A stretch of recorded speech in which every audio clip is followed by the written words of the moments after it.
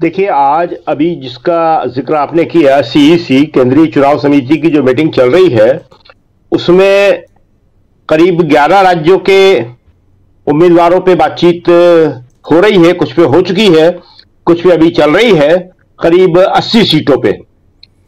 और जो घोषणा है वो आज रात को भी हो सकती है या कल सुबह भी हो सकती है, बाद में भी हो सकती है।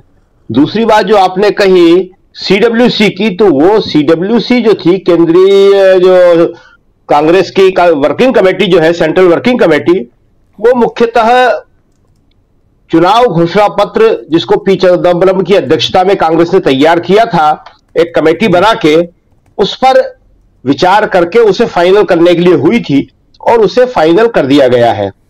चिदंबरम ने सदस्यों को उसकी जानकारी दी। आज सीडब्ल्यूसी की मीटिंग में सभी थे, सोनिया जी थी, खड़गे जी थे, राहुल जी थी, प्रियंका जी थे, कि क्या क्या हमने इसमें मुद्दे रखे हैं और मुख्यतः जो 5 गारंटियां हैं उसी पर यह केंद्रित थी कि ये जो हमारा है ये दस्तावेज होगा, एक डॉक्यूमेंट होगा जिसके आधार पे हम काम करेंगे। देखिए, कांग्रेस का घोषणा पत्र जो है वो हमेशा से एक बड़ी ऐतिहासिक दस्तावेज की तरह माना जाता रहा है और वो जब भी आता है लोग उसे बड़ी गौर से देखते हैं और पढ़ते हैं। तो कांग्रेस उस परंपरा को भी निभा रही है। नहीं तो बीजेपी के अंदर तो आपको मालूम है कि अध्यक्ष की घोषणा भी वैसी हो जाती है, उसके लिए भी कार्यकारिणी की मीटिंग की जरूरत नहीं पड़ती।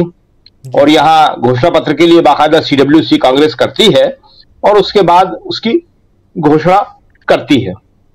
देखिए, अब जो आपने जिक्र किया मोदी जी द्वारा राहुल पे हमला करने का, यह एक बहुत मजेदार बात भी है और इंपॉर्टेंट बात भी है।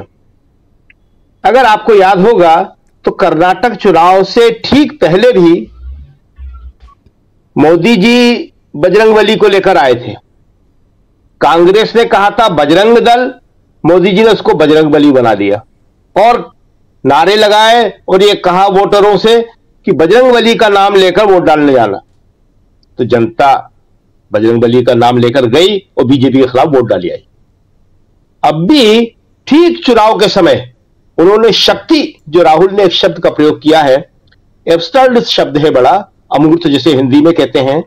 बजरंगबली तो बहुत क्लियर बोला था मोदी जी ने और बजरंग दल कांग्रेस ने बड़ा क्लियर बोला था, लेकिन इस एब्सर्ड शब्द के साथ भी मोदी जी खेल गए। अब यही वो सवाल आता है कि क्यों। दरअसल 10 साल से सरकार है और उपलब्धियों के नाम पर कुछ भी नहीं है। देखिए, जो पार्टी सत्ता में रहती है वो चुनाव अपनी उपलब्धियों के नाम पर लड़ती है, बिल्कुल। लेकिन 10 साल से मोदी जी इसी तरह चुनाव लड़ रहे हैं, भावनात्मक इशू पे, धार्मिक इशू पे, और इसीलिए उन्होंने शक्ति पर ये सारी की सारी बातें कहना शुरू करी हैं और मीडिया उनका साथ दे रहा है। जबकि राहुल ने बड़े साफ तौर पे, बड़े अच्छे ढंग से स्पष्ट कर दिया कि शक्ति से उनका अभिप्राय क्या था। असत्य की शक्ति, भ्रष्टाचार की शक्ति, झूठ की शक्ति, जनता को लूटने वाली शक्ति। राहुल ने बड़ा साफ कहा है कि देश की सारी संस्थाओं पर कब्जा कर लिया आपने। ईडी, सीबीआई, इनकम टैक्स, उद्योग धंधे, और आप वो मुखौटे हैं जो इन शक्तियों पे कब्जा करके उन्हें संरक्षण दे रहे हैं। लेकिन जी, वो इसको नारी शक्ति बता रहे हैं, वो उसको धार्मिक रंग देने की कोशिश कर रहे हैं। लेकिन अब ये सब चलने वाला नहीं है। क्यों चलने वाला नहीं है? क्योंकि उससे पहले देश में चुनाव के मुद्दे बन गए हैं। चुनाव 2 ही मुद्दों पे होने वाला है, एक बेरोजगारी और दूसरा महंगाई। ये लोकसभा का चुनाव इन 2 मुद्दों से अलग नहीं हटेगा।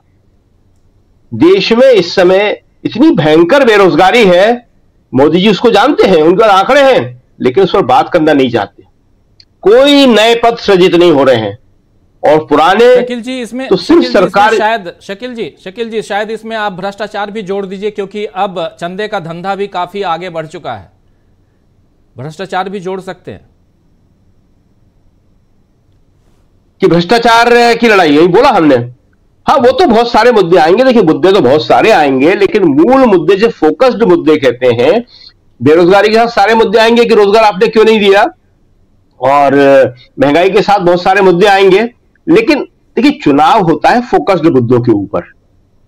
एक नकली मुद्दे लोकपाल के ऊपर 2014 का चुनाव जो है बीजेपी और केजरीवाल जीत चुके हैं। केजरीवाल 2013 में जीते थे। नकली मुद्दे। देखिए, जनता जो है हमारे यहां भोली है और एक लिमिट सोच में चुनाव के वक्त रहती है, एक धुन में रहती है। वो आप जितने मुद्दों को बढ़ाते चले जाएंगे उसके सामने जो मोदी जी बढ़ाने की कोशिश कर रहे हैं वो फिर भ्रमित हो जाएगी।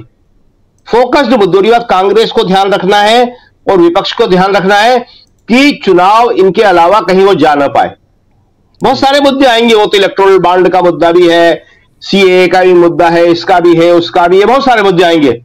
लेकिन जनता की जिंदगी से सीधे सीधे जुड़े हुए दो ही मुद्दे हैं। और इसीलिए देखिए, देखना हमको यह है कि मोदी जी आखिर भटकाने की कोशिश क्यों कर रहे हैं। शक्ति पे वो क्यों आ गए? शक्ति पे वो इसीलिए आए, उसमें कहने के लिए बहुत कुछ उनके पास नहीं है। कर्नाटक में बजरंगबली पे क्यों आए थे? वो इसीलिए आ गए थे। तो ये सारे की सारे जो मोदी जी लेके जाएंगे जिन मुद्दों पे, अब जनता उन्हें ग्रहण नहीं करेगी। सवाल यह है कि आप जो कहते हैं जनता उन्हें कैच तो कर ले, ग्रहण तो कर ले, अब जनता वो कैच करने वाली नहीं है। लेकिन ये बात कांग्रेस को और विपक्ष को ध्यान में रखना पड़ेगी कि चीजें भटके नहीं, जो पिच है वो यहीं पे रहे। और अगर यहीं पिच रहेगी तो ये चुनाव मोदी जी के लिए बहुत बड़ा एक मुश्किल साबित होने जा रहा है।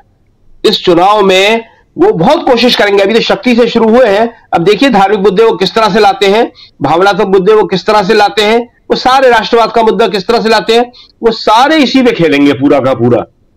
और कांग्रेस और विपक्ष अगर डटी रही अपने मुद्दों पे तो आप इस चुनाव को बहुत दिलचस्प होता देखेंगे। जी बिल्कुल, बहुत दिलचस्प चुनाव है दोस्तों, क्योंकि इस बार मुद्दे नहीं है। 2014 में एक मुद्दा था भ्रष्टाचार, अन्ना आंदोलन दिशा में हम बात कर रहे हैं। एक तबका नहीं, पूरा देश ये कह रहा है कि इस बार आर पार की लड़ाई होगी। कैसे? देखिए, थोड़ा सा हम समझाने की कोशिश करते हैं। राहुल गांधी ने इस बार मुंबई से जो अटैक किया है मोदी जी के ऊपर, वो बहुत बड़ा अटैक कर दिया उन्होंने। मुखौटा, मोदी जी इस शब्द को नहीं पचा पा रहे। और मोदी जी क्या, उनसे पहले जो बीजेपी के पहले प्रधानमंत्री थे अटल बिहारी वाजपेयी, वो भी हजम नहीं कर पाए थे। और उनसे तो उनकी पार्टी के ही आदमी ने कहा था, गोविंदाचार्य ने। और उसके बाद वो इतना पैनिक रिएक्शन में चले गए कि उसके बाद उनकी सरकार भी चली गई थी। मुखौटा किसी को भी कहना कि आप असली नहीं है, आपके पीछे कई दूसरी शक्तियां छुपी हुई हैं, अपने आप में बहुत गंभीर किस्म का आरोप है। और यही राहुल ने कहा कि आपके पीछे दूसरी बहुत सारी शक्तियां छिपी हुई हैं। अब लोग थोड़ा आजकल पढ़ते लिखते कम हैं और उस तरफ जाना थोड़ा सा एक खतरा भी होता है। लेकिन फिर भी आपको बता दें हम कि राम की शक्ति पूजा में निराला ने ये लिखा है, अन्याय जिधर है उधर शक्ति। राम कहते हैं इस बात को कि ये सारी शक्तियां जो है वो उस तरफ है। इसी को गोस्वामी तुलसीदास ने इस तरह लिखा है, विरथ रघुवीरा जी। तो ये जो है, ऐसा नहीं है कि देश की जनता समझती नहीं है, समझती है इन सारी बातों को और दूसरी तरफ समझाने की कोशिश करते हैं। देखिए, एक बात बताएं, हम जो पहले भी कह रहे थे कि इस बार धर्म का कार्ड नहीं चलेगा, भावनात्मक कार्ड नहीं चलेगा। तो जब हम ये कहते हैं, जब हम ये लिखते हैं, तो लोग एक सवाल हमसे अक्सर जरूर पूछते हैं। वो पूछते हैं कि पहले क्यों चला था। बहुत सही सवाल है उनका।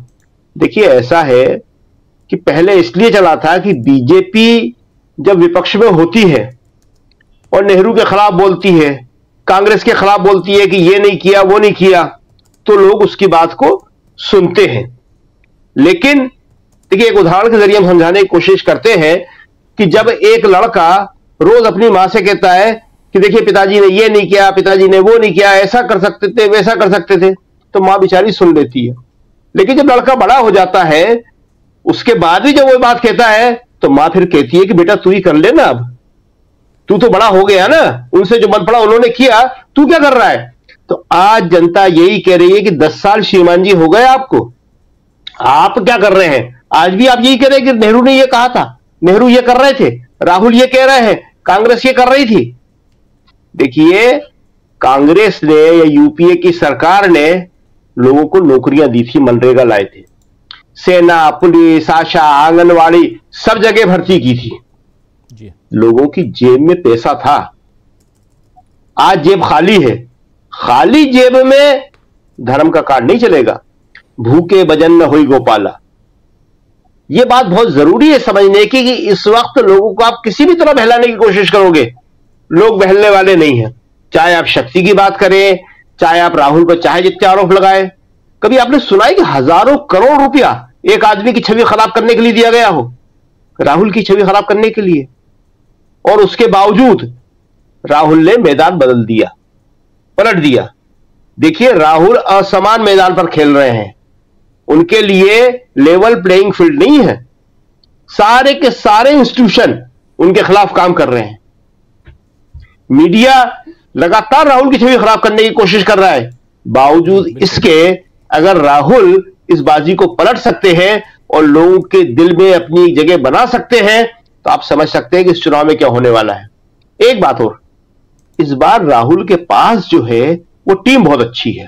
और वो टीम किसकी है? वो है इंडिया गठबंधन के नेताओं की। बहुत विश्वसनीय मजबूत लोग, तेजस्वी यादव, उद्धव ठाकरे, स्टालिन, हेमंत सोरेन, ये सब विश्वसनीय लोग हैं, मजबूत लोग हैं। और वो राहुल के साथ, विपक्ष के साथ, मुद्दों के साथ कंधे से कंधा मिलाकर खड़े हुए हैं। साथ में अखिलेश भी हैं, शरद पवार भी हैं, केजरीवाल भी हैं, जिनका अपने अपने क्षेत्रों में एक मजबूत आधार है। तो इतनी मजबूत टीम के साथ राहुल खेल रहे हैं और सारे लोग जो है ये राहुल को इस वक्त अपनी टीम का मेन स्ट्राइकर मान रहे हैं। तो देखिए, ये चुनाव जो है बहुत ही मजबूत चुनाव है कांग्रेस और विपक्ष के लिहाज से। और जो आपने आर पार की लड़ाई कहा है, तो ये मोदी जी के लिए, भाजपा के लिए चुनाव पूरा डिफेंसिव होता चला जा रहा है। उन्हें अपना गोल बचाना है, इसीलिए बार बार गोल पोस्ट चेंज कर रहे हैं। कभी किसी मुद्दे पे जा रहे हैं, कभी किसी मुद्दे पे जा रहे हैं, लेकिन जो बेसिक मुद्दे हैं उन पे नहीं आ रहे और ना आएंगे। चुनाव के आखिरी तक नहीं आएंगे। और वो बेसिक मुद्दे दो ही हैं जो हमने पहले कहा कि जेब खाली, पेट खाली। और इसके दो ही कारण है। जेब खाली इसलिए कि बेरोजगारी है, पेट खाली इसलिए कि महंगाई है। तो ये सारे जो सवाल हैं जो मोदी जी उठाएंगे या लोगों को भ्रमित करने की कोशिश करेंगे, डाइवर्ट करेंगे, ये अब इस चुनाव में चलने वाले नहीं है। क्योंकि चले जब थे जब लोगों के पेट भरे हुए थे। कांग्रेस ने लोगों की एक स्थिति बना दी थी, एक आधार पे लोगों को खड़ा कर दिया था। आज वो आधार खत्म हो गया है और इसलिए लोग सबसे पहले ये कह रहे हैं कि हमें रोजगार दो, हमें काम दो जी। और इस रोजगार और काम के लिए राहुल गांधी ने बड़े साफ शब्दों में कह दिया है कि 30 लाख सरकारी नौकरियां जो 10 साल से रिक्त पड़ी हुई है वो पहली ऑर्डर से दे दिए जाएंगे और लोगों का इस पे असर हुआ है। तो ये चुनाव निश्चित ही रूप से आपकी बात सही है, आर पार का चुनाव होने वाला है और जनता जो है इस चुनाव को खुद लड़ने जा रही है और कांग्रेस और राहुल गांधी इसमें मुख्य भूमिका में। जी बिल्कुल बिल्कुल सही कह रहे हैं। आना चाहता हूं दीपक जी, अब लाइट भी आपके यहाँ है और आवाज भी मुझे उम्मीद है बिल्कुल ठीक आ रही है।